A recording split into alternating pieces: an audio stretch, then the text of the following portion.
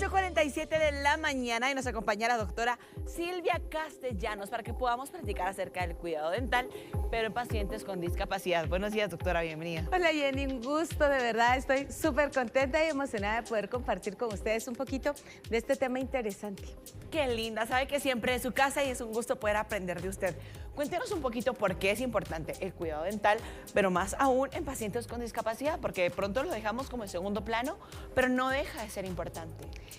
Muchas veces pensamos que el paciente con discapacidad no tiene dolor, pero es simplemente que nosotros no logramos comprender el lenguaje que él tiene para expresarnos ese dolor.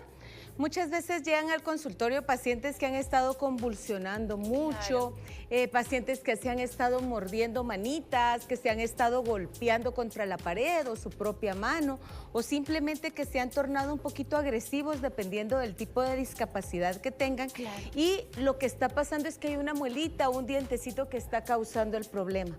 Realmente, cuando somos padres o madres de un paciente con discapacidad, tenemos que estar muy pendientes de todos los factores para que este niño esté lo más tranquilo posible y así el medicamento que mande el neurólogo, el fisioterapia, terapia ocupacional, pues todo ese grupo de médicos actúe de lo mejor posible.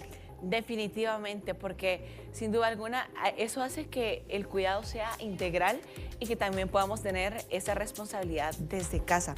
Por otro lado, cuéntenos qué diferencia hay entre un paciente normotípico y un paciente con discapacidad. Bueno, en la atención dental más que todo es la paciencia, el amor y la confianza que nosotros podamos brindarle al paciente, ¿verdad? No es lo mismo poder hacer juegos, dinámicas con un chico normotípico, a muchas veces tener que atender a físicamente un hombre de unos 40, 50 años con una mentalidad de un chiquito de unos 5 o 6 años, ¿verdad? Sí. Todo se basa en juego, en amor, en mucho apoyo, mamá, papá, cuidadores apoyándonos, porque ellos son los que nos van a decir a nosotros de mejor manera cómo los tenemos que atender en el consultorio dental. Definitivamente. Ahora bien, platiquemos sobre el cuidado en casa, porque los podemos llevar a la clínica con la doctora, que en este caso es con usted, que los atienden con todo el amor del mundo, todo queda en orden, pero luego se vuelve y se recae en algunos descuidos que ocasionan algunos dolores o algunas molestias. ¿Cómo sería el correcto cuidado en casa? Bueno, el cepillado es cepillado para todos. Los dientes de pacientes normotípicos, de pacientes con discapacidad, están hechos exactamente igual. Lo único es que un paciente con alguna discapacidad o que esté medicado de alguna manera, pues tienden a atrofiarse un poquito más fácil, a desmineralizarse. Entonces, el cepillado y el tipo de pastas, enjuagues, va a ser diferente. Okay. Yo me tomé el atrevimiento de traer algunos cepillos modificados, que son los que tenemos que usar en casa con nuestros chiquitos. ¿Podemos verlos? Claro, por ejemplo, un niño que tenga un mal agarre, por ejemplo, que el agarre sea en esta forma. Es imposible que nosotros le pidamos al niño que sea autosuficiente si no puede agarrar ese cepillo. Entonces podemos hacer modificaciones, por ejemplo, como esta, ¿verdad? Entonces simplemente con FOMI podemos copiar la prensión de la mano del niño para que el niño lo agarre de mejor manera y pueda cepillarse él solo. Claro, no solo la modificación va a ser suficiente, tenemos que trabajar en equipo con terapistas ocupacionales para que él pueda. Hay muchos agarres que como papás podemos hacer en casa, por ejemplo, con pelotitas de Duroport, para que se nos haga más fácil. Podemos hacerlo con FOMI, copiando el agarre que tiene el niño, haciéndole cada una de las sisas para que lo agarre mejor. Podemos ocupar cepillos, manubrios de bicicleta, todo lo que nosotros veamos que puede ayudar a nuestro paciente, a nuestro niño, a nuestro adulto, a poder agarrar ese cepillo. Algo muy importante también es de que muchas veces los papás nos dicen, mire, cepillarlo imposible porque no nos abre la boca. Entonces tenemos que valernos también de algunas cosas. Por ejemplo, en casa, pues todos tenemos bajalenguas. Sí, claro. Es solo de hacer como colchoncitos de bajalenguas y vamos incrementando poco a poco la altura para irlos metiendo. Metemos desde lo más pequeño y poco a poco vamos incrementando. Algunas veces se nos hace incluso más fácil con mangueras. Estas son mangueras que ustedes pueden conseguir donde vendan cosas de jardinería.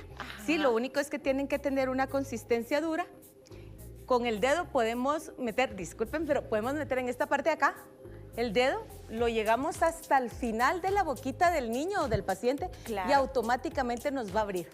Cuando nos abre, metemos la manguerita, cepillamos el lado opuesto y ya nos es más fácil solo irla rotando para poder cepillar el otro lado. Qué interesante. Ahora bien, ahí ya me surge una duda. Por ejemplo, el cuidado con las encillitas de ellos, que a veces son sensibles, que de pronto pueden tender a sangrar. ¿Cómo podemos cuidar eso también? Con el cepillado, Jenny. Cepillos suaves con la técnica de cepillado. Nuestros pacientes muchas veces tienen sangrado porque no cepillamos bien. Entonces la plaquita bacteriana, que es como esa masita que todos vemos si no nos cepillamos bien los dientes, se va poniendo dura y va formando sarro y tienden a sangrar. Hay pacientes que están medicados con algún tipo de anticonvulsivante que hace que las encías puedan aumentar de tamaño en presencia de placa bacteriana. Entonces, tanto problemas de encías como problemas dentales los podemos solucionar con un buen cepillado.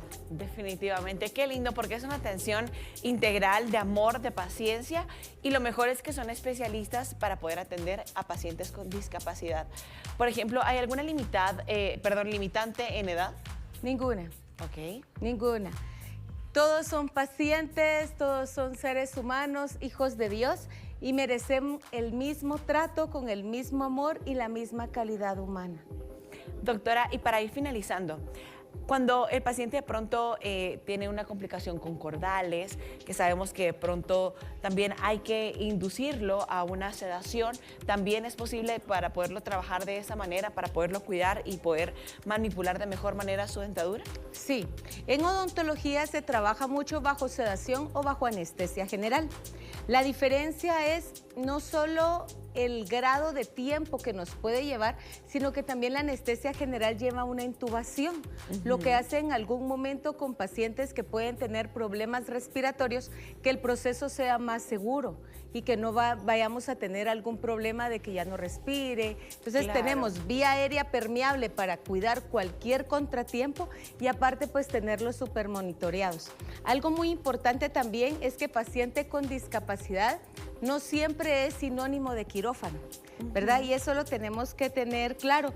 Posiblemente la primera vez haya que llevarlo a anestesia general, pero poco a poco podemos ir teniendo esa empatía con el paciente para poder atenderlo ya en la clínica. Definitivamente, qué linda, doctora, sin duda alguna. Se ve que trabajan con amor, con esmero, con paciencia, pero ante todo con pasión y vocación. Así que ya saben que la pueden encontrar en redes sociales a la doctora Silvia Castellanos, y mientras tanto, nosotros continuamos con más aquí en Nuestro Mundo. Gracias por acompañarnos, doctora. Muchas gracias.